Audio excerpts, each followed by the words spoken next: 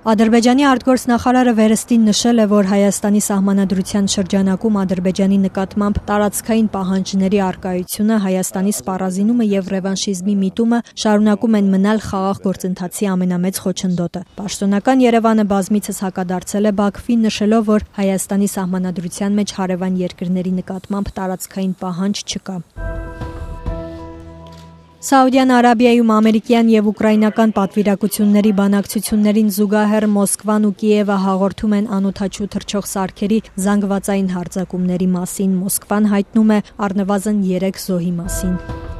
Ռուսաստանը հայտարարում է, որ Կուրսկի շրջանում իր զորքերը հետ են վերցրել ավելի քան 100 քառակուսի կիլոմետր տարածք և 12 բնակավայր, փոխանցում է Reuters-ը։ Ուկրաինայի զինված ուժերի գլխավոր հրամանատարը երեկ հայտարարել էր, որ իրավիճակը վերահսկելի է, միևնույն ժամանակ ընդունել, որ ուկրաինական ուժերը հետ են քաշվում։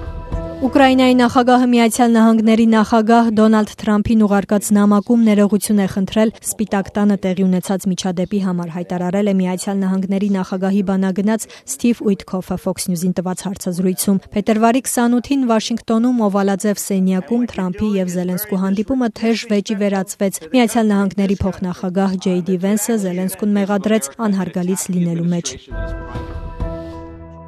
Վրաստանի նախագահն ու Ադրբեջանի Միլի Մեջլիսի նախագահը մտքեր են փոխանակել Հարավային Կովկասում տեղի ունեցող զարգացումների շուրջ։ Հաղորդվում է, որ Կավելաշվիլին վերահաստատել է Վրաստանի աջակցությունը տարածաշրջանում խաղաղությանն ու կայունությանը։